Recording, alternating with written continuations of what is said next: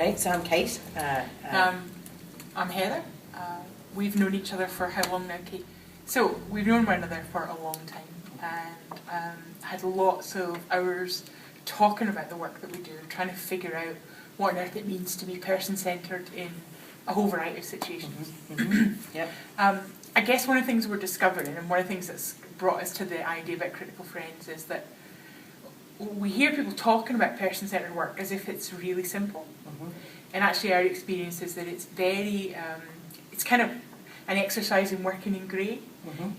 It's very nuanced. Everything depends on the individual and their perspective, and so there aren't standardised ways that you can think about people or things that you can do with people. So I find that when I work with organisations and individuals, they actually need quite a lot of help to think through that stuff, and particularly help around the values about knowing what good looks like in any situation. And I think there's something, isn't there, about certainly in the UK, some of the economic situations that we're in, there's some really tough decisions to make around how best to use the limited resources that we've got. And if ever there was a time when I think this notion of a critical friend, or somebody that can sit alongside people, families, workers, decision makers, to help them explore some of the stuff, now is it really. That is how it feels at home, I think. I think you're right about that. Kate, say a bit about that stuff that you talk about the role of the critical friend, whose side the critical friend is on. I suppose I feel like I've been brought up almost on the idea about a facilitator being the person that can hold some space, that sits alongside the person, helps the person be seen, be heard, but ultimately my role in that is a kind of neutral role. And I suppose certainly the last few years, when I've really started to challenge myself about this isn't about processes. I suppose one of the things I think I have to start to talk about or have a conversation about is I don't think I'm neutral at all. I think I'm anything but neutral, really. I think the idea about protecting citizenship or protecting inclusion is absolutely at the top of my agenda, and I suppose in some ways it's kind of wrong to pretend it's anything other. And almost being that kind of, I don't know, like pointing out, hello, do you know that this is something it's a route that we're going down that's actually excluding somebody, or I don't know. I just think it's not as clear as what I think I once thought it was. I think I've always thought when you were doing person-centred planning that the facilitator's role there was to absolutely stand by the person, to have their back at all times and maintain their sense of personhood and have their voice heard, and to support and, if necessary, defend the values that the ideas about person-centred work are on. So this notion about a facilitator who's even-handed and in the middle, I don't think it's that helpful, But when we're talking about critical friends, we're not just talking about someone who's a facilitator, are we? No, I don't think so. I think we're talking about, when I've worked alongside people, families and organisations, I think they don't want me just to facilitate. What they want is, and I suppose this notion, the words that we're using at the minute is critical friend, whether they're the right ones, I don't know.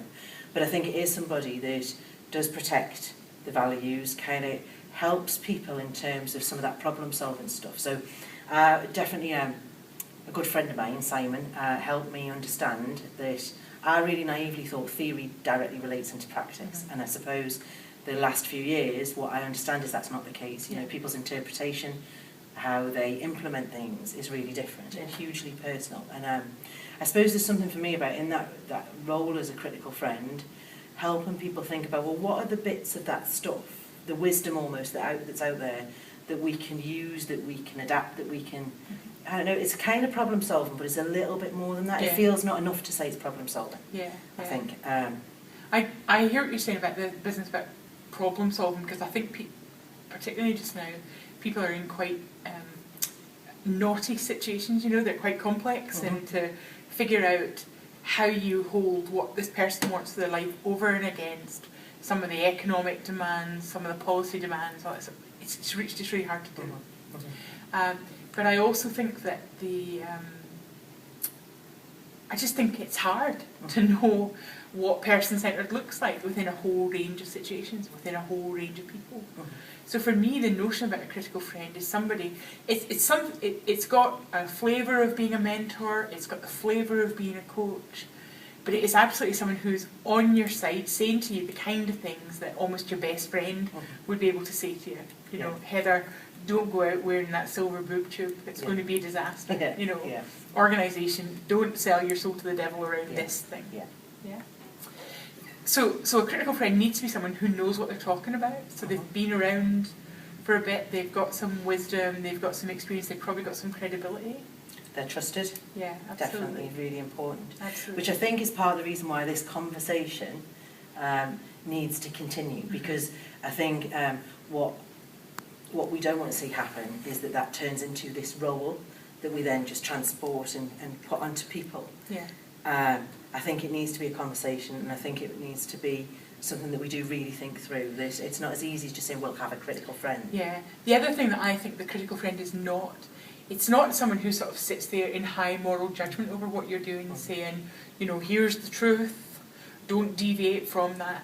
I think there are core things that a critical friend absolutely wants you to stay true to, but the ways in which they give you that message are going to be, you know, not a kind of wisdom from on high, but alongside you saying, mate, just think about this for a minute. You know, let's see if there's another way that we can do this. Or so yeah, I think it's something that needs a bit more exploration. But I also know that I work with organisations who want somebody to walk through what they're doing with them. You know, walk beside them along the journey, and every now and then hold a mirror up and say, what do you think about this?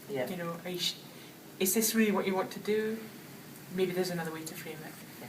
So, yeah.